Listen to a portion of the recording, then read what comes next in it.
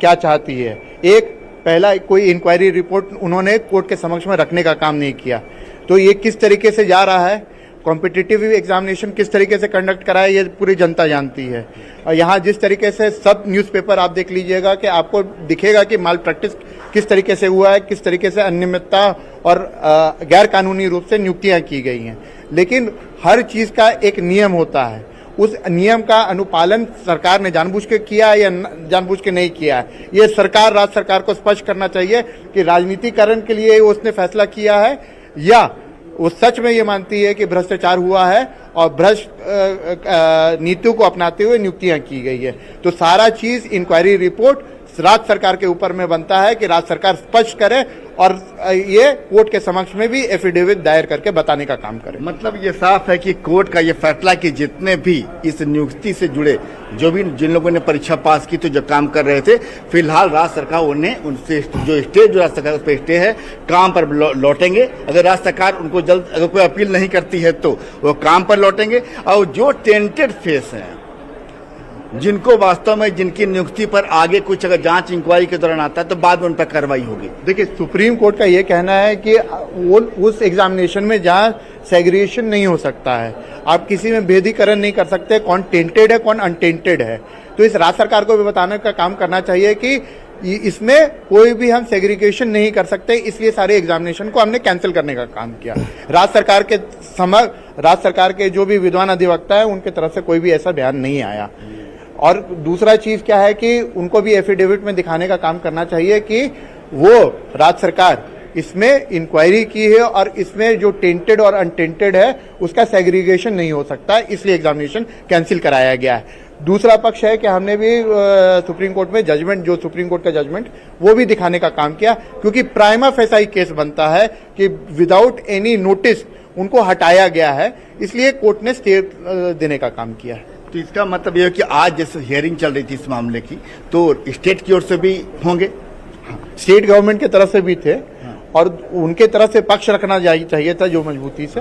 देखिए, कोर्ट का विषय है, मैं बहुत ज्यादा इसमें खुलकर नहीं बोलना चाहता, लेकिन जो पक्ष होना चाहिए मजबूती से वो पक्ष नहीं रखा गया, मेरा मानना। देखिए, कुल मिलाकर ये है कि अभी फिलहाल जो बता रहे हैं अधिवक्ता हर्ष कुमार बता रहे हैं कि 3 परीक्षा राज्य सरकार ने कुल 22 परीक्षा रद्द की है।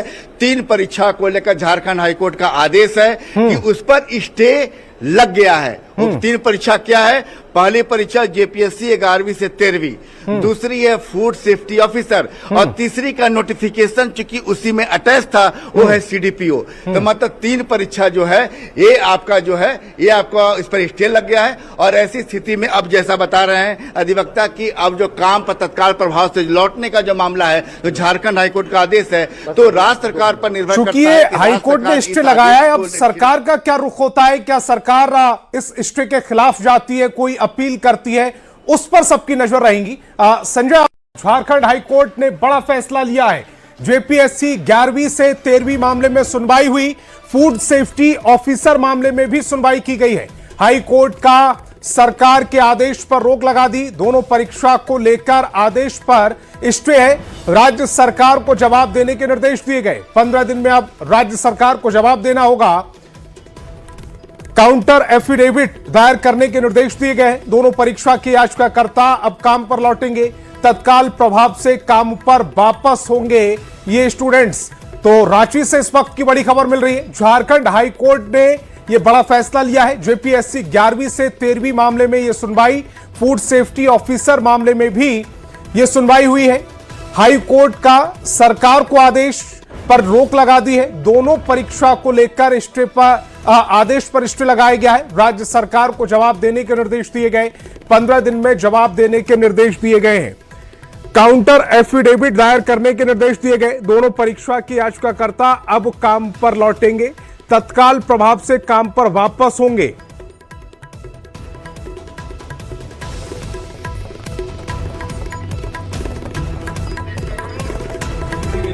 तो बड़ी खबर इस समय आपकी टेलीविजन स्क्रीन पर। रांची से बड़ी खबर है। झारखंड हाईकोर्ट ने यह बड़ा फैसला लिया है।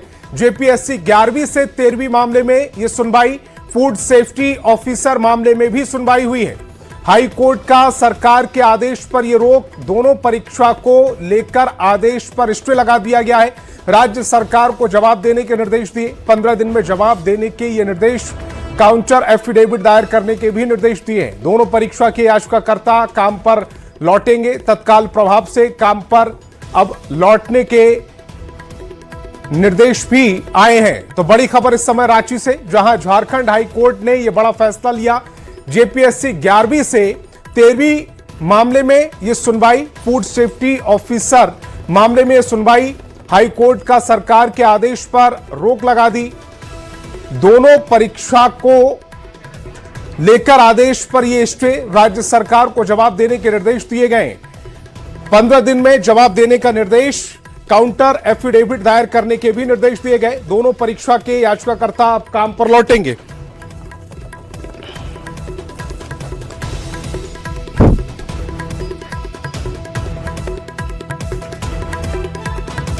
के साथ फोन लाइन पर जुड़ रहे हैं संजय, ये सरकार के खिलाफ एक बड़ा स्टेटमेंट आया है, हाई कोर्ट ने जो आदेश दिया है।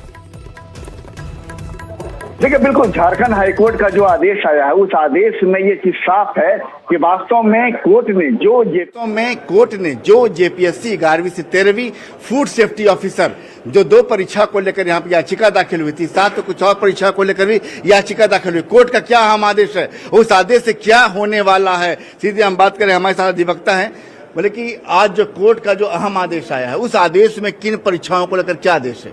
11वीं 13वीं जेपीएससी जिसको खारिज कर दिया गया था, सीडीपीओ एग्जामिनेशन जिसको खारिज कर दिया गया था सरकार के द्वारा, और एक फॉरेस्ट फूड सेफ्टी ऑफिसर का, उसको भी खारिज कर दिया गया था। उन पे स्टे लगाने का काम हाईकोर्ट ने किया है।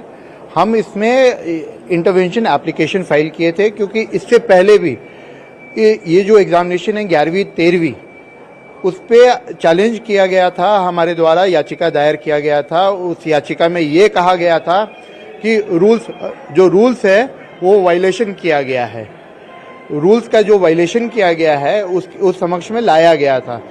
और एक तरह से आप मान के चलिए कि राज्य सरकार एक तरह से बिना इंक्वायरी करके या कोई भी अपना पक्ष रख करके उनके साथ मिली हुई दिख रही थी। अच्छा, अचानक ये बात आई कि सभी जो कुल 22 परीक्षा राज्य सरकार की ओर से रद्द किया गया, तो ये फैसला सभी परीक्षा पर तो लागू नहीं है फिलहाल? नहीं, सभी पे लागू नहीं है। पहला एक पक्ष ये आ जाता है कि पहले पे लागू नहीं है, सब पे लागू नहीं होगा।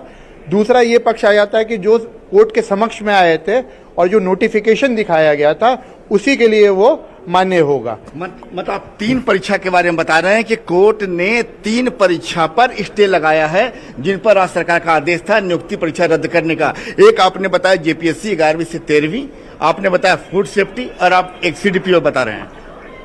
आप एक तरह से समझिए कि जितने भी माल प्रैक्टिसेस की हुई हैं, सारे एग्जामिनेशन को कैंसिल करने का काम किया था, और उन्होंने ये माना था सरकार ने कि इसमें माल प्रैक्टिस हुआ है। लेकिन एक बात समक्ष में आता है कि कोर्ट के समक्ष में आपको एफिडेविट दिखाना पड़ता है, इंक्वायरी रिपोर्ट दिखाने का काम करना होता है। लेकिन राज्य सरकार के द्वारा कोई भी ऐसा पक्ष नहीं दिखाया गया है कि वो इंक्वायरी कर करके इनको खारिज करने का काम किया गया है। तो कोर्ट कभी भी आता है तो साक्ष्य देखने का काम करती है, तो साक्ष्य रखने का काम राज्य सरकार का है। हम लोग जो इंडिविजुअल कैंडिडेट्स आते हैं तो ये हमारा काम नहीं होता, लेकिन हमने दिखाने का काम किया, राज्य सरकार के समक्ष भी दिखाने का काम किया और यहाँ भी दिखाने का काम किया, क्योंकि राज्य सरकार का बड़ा रोल होता है। जो इंक्वायरी रिपोर्ट्स होती है, इंक्वायरी रिपोर्ट को लाने का काम राज्य सरकार का होना चाहिए, और उसमें दिखाने का काम होना चाहिए कि इसमें मास बगलिंग हुई है, इसमें गड़बड़ियां हुई हैं, और अनिश्चितताओं का पूरा मामला बनता है। तो इस तरीके से, जिस तरीके से उन्होंने विदाउट एनी अपॉर्चुनिटी और ऑफ हियरिंग निकाल करके उनको हटाने का काम किया, इसी में स्टे दिया है। और बस इतना कहा है कि जो एफिडेविट उनको फाइल करना है, जितने भी पिटिशनर्स हैं उनको एफिडेविट फाइल करना है, जो भी कैंडिडेट्स हैं जिनमें तलवार लटकी हुई है कि वो आगे गैर कानूनी रूप से जो आगे बढ़ रहे हैं या नौकरी में है, उन्हें एफिडेविट फाइल करके ये कहना है कि अगर कोई भी फैसला आता है और इसमें उनका कहीं भी रोल और आता है, कोई भी रोल निकल के आता है, उनका इन्वॉल्वमेंट आता है, तो वो उससे बाध्य होंगे। तो इसका मतलब ये हुआ कि अभी जो कोर्ट का आदेश है और जिन 3 परीक्षाओं पर ये आदेश लागू है, जिसकी नियुक्ति जो रद्द होने की घोषणा भी थी, स्टे लगा, अब वो तत्काल प्रभाव से काम पर वापस होंगे। ये राज्य सरकार के ऊपर में है कि राज्य सरकार इस निर्णय का अपील करती है कि नहीं और कितना उसको मान्य मानती है कि नहीं मानती है, ये राज्य सरकार के ऊपर में है कि राज्य सरकार इस फैसला पे कितना अमली जामा पहनाने का काम करती है, पहला। दूसरा कि इंक्वायरी रिपोर्ट है कि नहीं है, इस राज्य सरकार को जानना है कि राजनीतिकरण के रूप से। एक बात आप ये बता रहे हैं कि राज्य सरकार इसको इम्प्लीमेंट करती है या नहीं, इससे मतलब एक मैसेज हो गया, क्या राज्य सरकार इस आदेश को जो आज आया है क्या पूरी तरह मानने को बाध्य नहीं है?